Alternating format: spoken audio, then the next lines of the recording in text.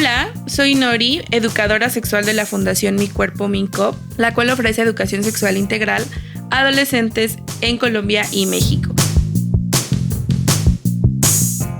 Y como siempre, para mí es un placer darles la bienvenida a un nuevo episodio de nuestro podcast Mi Cuerpo Consentido.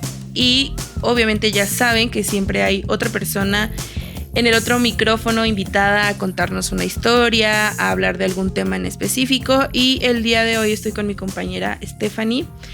Es la primera vez que está en este podcast, entonces estoy muy feliz de darle la bienvenida. Bienvenida, Stephanie. ¿Quieres presentarte para que te conozcan un poquito más? Hola Nori, sí, muchas gracias por tenerme aquí. Yo soy nueva en el equipo de Mi Cuerpo Mincrop también. Mi nombre es Stephanie Navas, me dicen Tefi. Soy educadora sexual también, soy politóloga y vengo a contarles mi historia. Súper.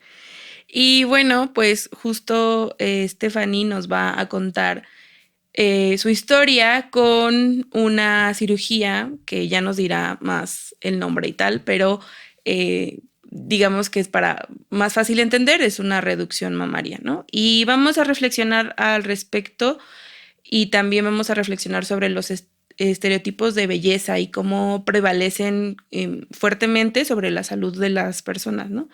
Y que algunas personas pues se operan para cumplir estos estándares de belleza o se someten a cirugías, pero a veces sucede lo contrario.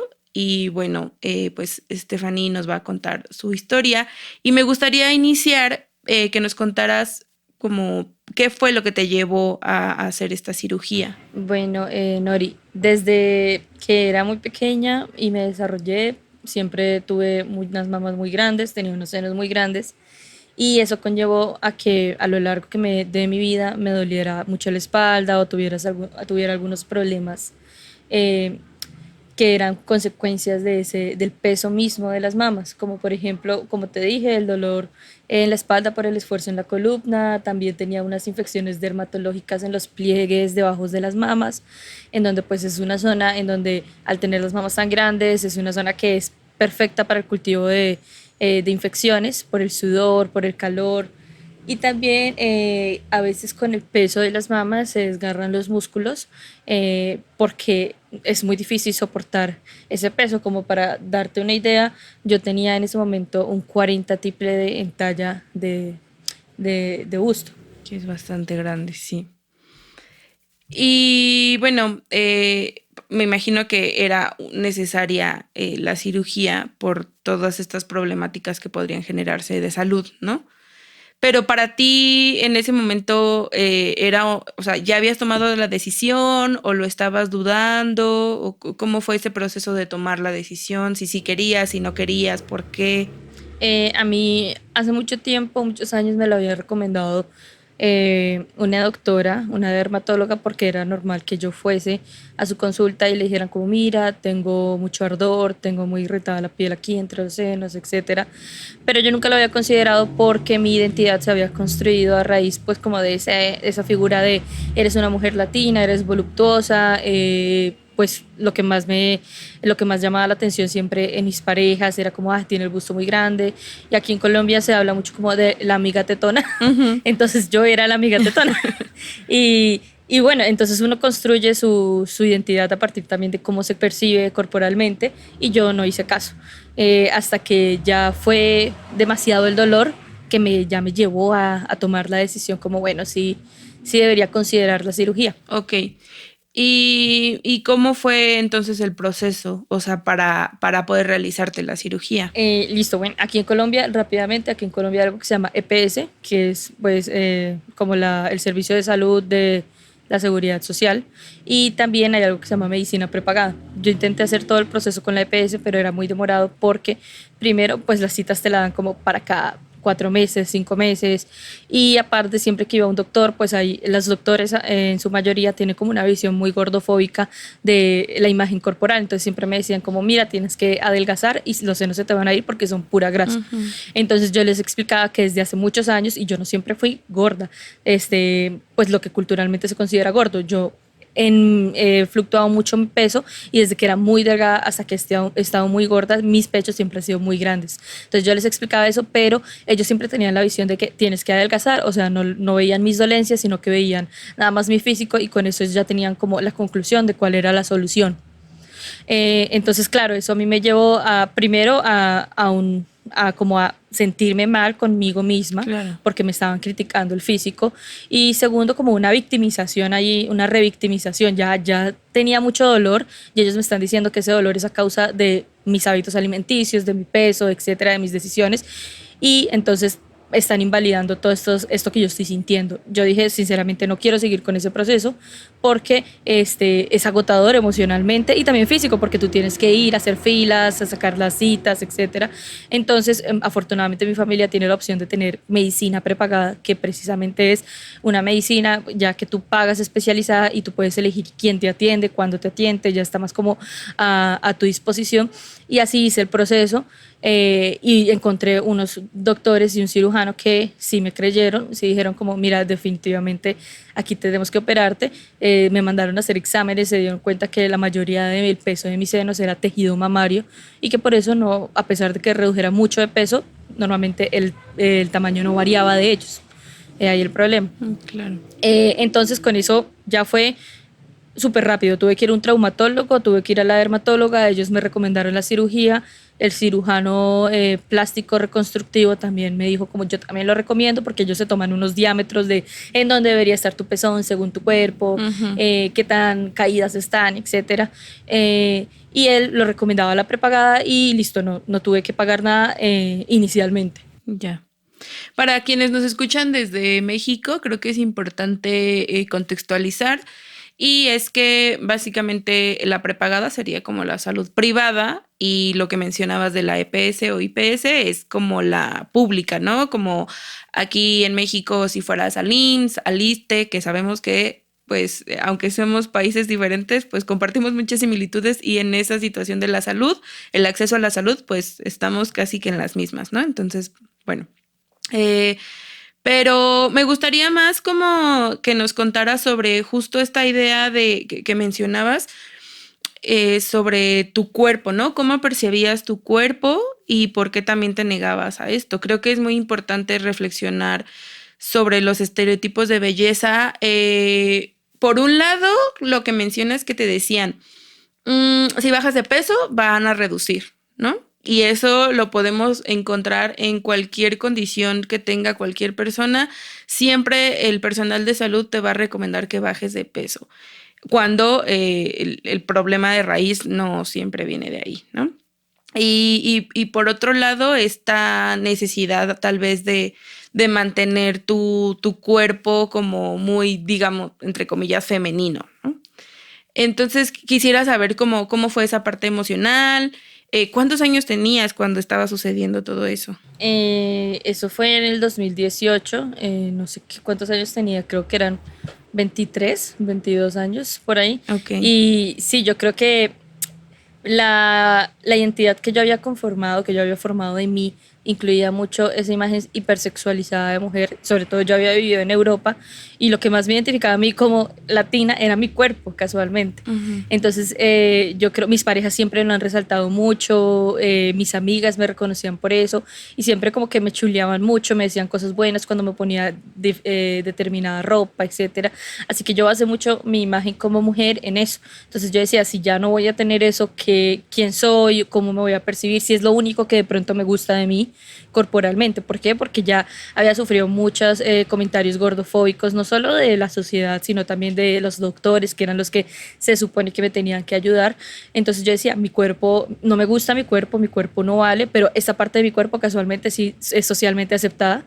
Ya. Y perderla es como perder algo que es lo único que me importaba ya. Sí, Entonces sí. eso me afectó mucho emocionalmente y por eso yo decía, esto pesa mucho más que mi salud, pesa mucho más que sentirme bien, yo prefiero estar toda la vida aguantando el dolor.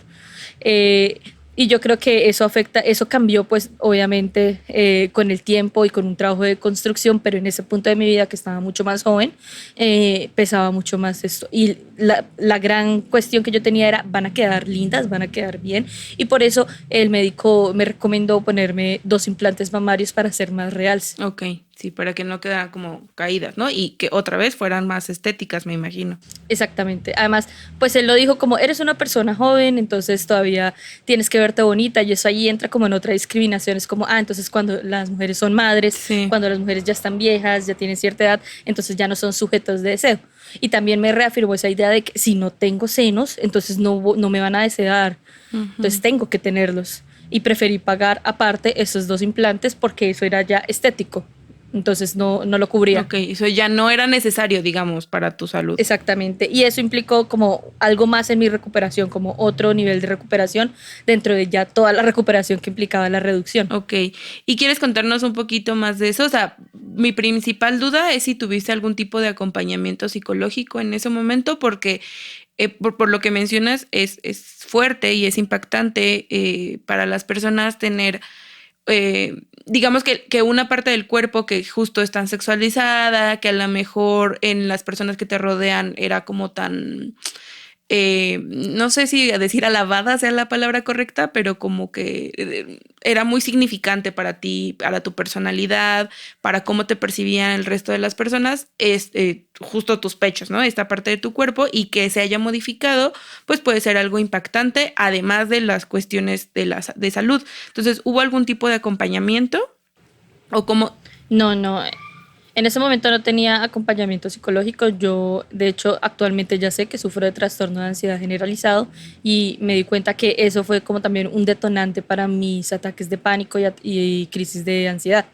Entonces, en ese momento nadie consideró como, oye, tu cuerpo va a cambiar y tienes que tener atención a eso, tienes que ver que te puede ser como algo que te puede alarmar, algo que te puede afectar emocionalmente y sobre todo como que en la edad que uno tiene, en el ambiente que uno está, teniendo en cuenta las tasas de suicidio, de depresión, etcétera, nadie consideró eso, es más, ni siquiera fue como un punto importante para que me dijeran, sí, te pagamos la operación. Ok. ¿Tú consideras que las personas que hacen algún tipo de cirugía estética, independientemente si es por salud o por un gusto, deberían de tener algún acompañamiento psicológico? ¿Lo recomendarías? Sí, siempre porque una cosa es tomar la decisión y entrar y otra es cuando sales y te ves. O sea, tú no sabes, al final puede ser un impulso, puede ser como si es una persona bipolar, puede estar en una época de manía, etcétera. Entonces yo creo que sí tienen que acompañar para que implica cambiarte corporalmente. Y yo me comparaba mucho y le decía a mi familia, ellos no me creían que era lo mismo que muchas mujeres decían, como yo prefiero no quitarme los senos, así tenga cáncer, porque es que me va a quitar mi feminidad. Sí. Eso yo lo veía así. Yo cuando salí de la cirugía y me desperté, yo no pensaba como, oye, hubo un problema, tuvieron que mocharme un pie, tuvieron que hacer... No, lo primero que le pregunté a la enfermera fue, ¿quedaron bonitas? ¿Están bonitas?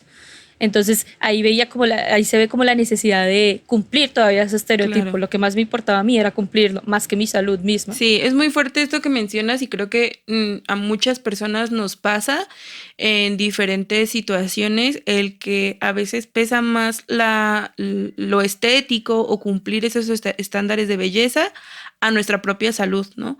Y desgraciadamente podemos verlo también en trastornos alimenticios, en dietas, en ejercicio excesivo, en cómo no se piensa tanto en el salud, en la salud o en el bienestar, sino pues como cumplir esos estándares, ¿no?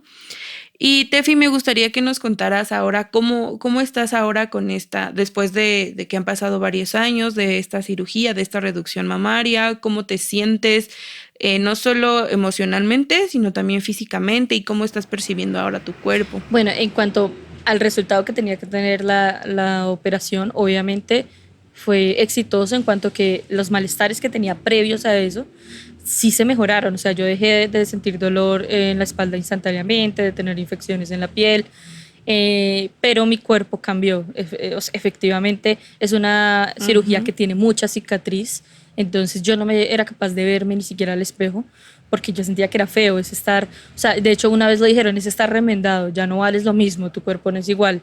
y de hecho eso afectó mucho mi vida sexual, el cómo yo quería que las otras personas me vieran.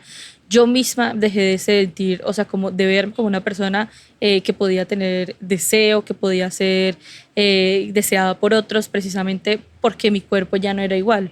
Entonces, claro, el proceso psicológico para aceptar eso ha sido muy duro, no solo en cuanto a que corporalmente se ve diferente, sino que yo misma tuve que construir una nueva identidad y decir, yo soy mucho más que esto. Claro. Yo soy una mujer inteligente, yo soy una mujer que tiene muchas cualidades, yo soy una mujer que tiene una cara bonita, así sea la belleza sea subjetiva. Yo tuve que comenzar como a enamorarme de mí misma otra vez, y eso lo tuve que hacer también explicándole a los otros el por qué para mí era tan complejo, Claro. porque los otros no lo entienden, es una batalla personal, porque al final tú misma te discriminas y esos estereotipos tú los tienes internalizados. Ya. Y en este momento tienes algún tipo de secuela o... Sí, tengo secuelas porque al ser una cirugía tan invasiva tienes muchas cicatrices, entonces hay partes como en los pezones tengo un dolor excesivo y hay otras partes en los senos en donde simplemente no siento nada.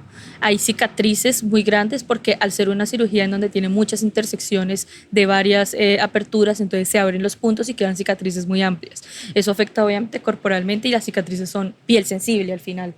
Entonces yo creo que esas son como las mayores consecuencias físicas, emocionales, como te digo. También sigo en el proceso de aceptar mi cuerpo, de gustarme, y no te niego que aún a veces digo como, ay, yo me las quiero poner más grandes otra vez. ¿Por qué? Porque pues es que sigue y se ha fortalecido mucho esa idea de que la mujer voluptuosa latina es bonita. Sí.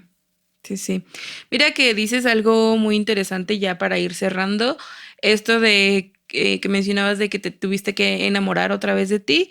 Creo que es muy importante tenerlo siempre en cuenta, ¿no? Esto del amor propio no es algo que lograste y se mantiene para toda la vida, ¿no? Creo que es un trabajo constante y está bien, a veces hay que permitirnos no sentirnos bonitas, pero creo que también hay que hacer un trabajo constante y no olvidar de eso, ¿no? De querernos, de a nosotras mismas, a aplaudirnos nuestra belleza o halagarnos a nosotras mismas, ¿no? Si las demás personas no lo hacen.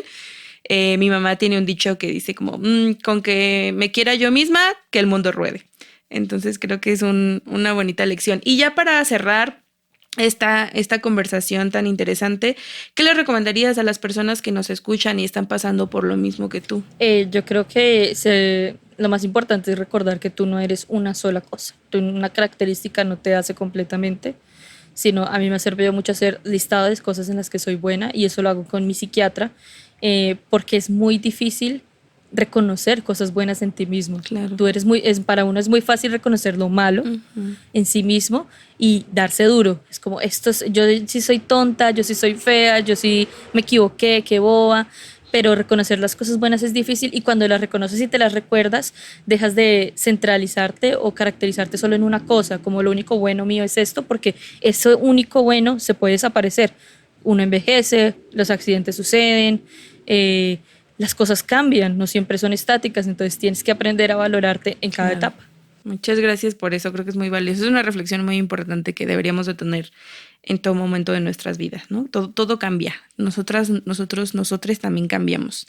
Y bueno, pues muchas gracias a Tefi por compartir esta historia, por compartir esta reflexión. Ojalá tuviéramos más tiempo para seguir conversando sobre esto, porque sé que podría haber mucho más, pero bueno, el tiempo se nos terminó. Y también agradecerle a las personas que nos están escuchando. No olviden seguirnos en nuestras redes sociales. Recuerden que estamos en TikTok, en Facebook, en Instagram como Mi Cuerpo MK.